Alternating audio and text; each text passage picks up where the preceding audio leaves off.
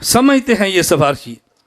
اس لیے اگر کوئی مدرسے دیگ چاول کی دے، مدرسے پر احسان نہ چڑھائے. اگر کوئی 1 روپیہ دے، احسان مت چڑھائے. اگر مدرسے کو بکرا دے، احسان مت چڑھائے. اپنے سفارشی کو ہر کوئی خوش کرتا ہے. اپنے سفارشی کو ہر کوئی خوش کرتا ہے. توجہ رکھنا، میری طرف دیکھو، میں مذاق نہیں کر رہا، میں لطیفے نہیں سناتا، یہ میری خطابت کا مزاج نہیں ہے. میں ہاتھ باندھ کے کہتا ہوں، خدا کا واسطہ دے کر کہتا ہوں، ان قرآن پڑھنے والے بچوں کو خوش کر لو، ان کو ناراض نہ کرنا، ان کے دل نہ توڑنا. یہ غریب ہیں لیکن سفارشی ہیں. دنیا میں سفارشیں مالداروں کی چلتی ہیں، مالک کی عدالت میں سفارشیں غریبوں کی چلتی.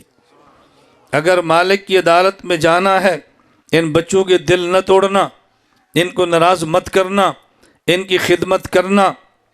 یہ بات اچھی طرح سمجھو. افغانستان اب تو بدنام ہوا ہے نا، اس لیے آج یہ بات سمجھ نہیں آتی. میں اس دور کی بات کرتا ہوں جب دین کی بہاریں تھیں. ہرات کے گورنر مسجد میں مدرسہ، روٹیاں خود لاتے، چائے خود لاتے. ایک دن بارش لگی ہوئی ہے، ناشتہ لانے میں دیر ہو گئی. بچہ ہے، مدرسے کا ہو یا اسکول کا، تھوڑی دیر ہو گئی. دور سے دیکھا وہ بوڑھا گورنر، سر پہ پراٹھے رکھے ہیں، ہاتھ میں چائے کی کیتلی چینک پکڑی ہے. ایک بچے نے دور سے کہا، وہ دیکھو ہمارا بیل آ رہا ہے. اس نے سن لیا. دیندار تھا لیکن تھا تو گورنر.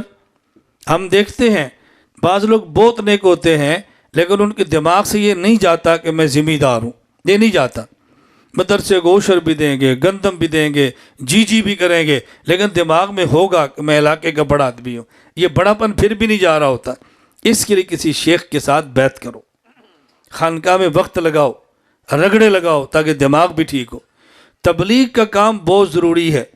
میں اس کی بہت قدر بھی کرتا ہوں، تعریف بھی کرتا ہوں، تائید بھی کرتا ہوں، لیکن ساتھ ساتھ خانقاہ میں ضربیں بھی لگاؤ، خانقاہوں میں وقت بھی لگاؤ. گورنر صاحب فرمانے لگے، قاری صاحب یہ لو چائے، یہ لو پراٹھے، آئندہ اپنا انتظام کرو، ہم ان کو روٹیاں بھی کھلائیں، چائے بھی پلائیں، اور یہ ہمیں بیل بھی کہیں. قاری صاحب نے فرمایا گورنر صاحب رکھو اور جاؤ. اور ایک بات سنو، جب کسی کے گھر میں کوئی مہمان آئے، میزبان بڑا ہو، وہ دکان پہ بسکٹ لینے کے لیے خود نہیں جاتا، کسی کو بھیجتا ہے. وہ نہ جائے کسی اور کو بھیجتا ہے، کوئی اور نہ ملے کسی اور کو بھیجتا ہے، لیکن مہمان کو خوش کرتا ہے. یہ مہمان ہمارے نہیں ہیں، یہ مہمان اللہ کے ہیں، میزبان ان کا خدا ہے، چھوڑ دو.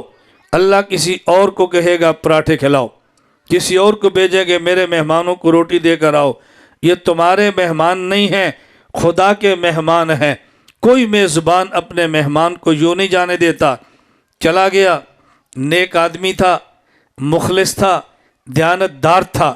سویا، رات کو خواب دیکھی، میدان محشر میں حساب برپا ہے، سوال و جواب شروع ہیں. معصوم بچے کھیلتے ہوئے جنت کی طرف جانے لگے. پل صراط پہ چڑھنے لگے تو رک گئے. کیوں رکے ہو؟ وہ دیکھ رہا ہے. ایک لڑکے نے کہا نانا ادھر ٹھہرو. کیوں؟ کہا وہ دیکھو ہمارا بیل ہے، اس کو لے کر جانا ہے. اس بیل کے بغیر نہیں جانا.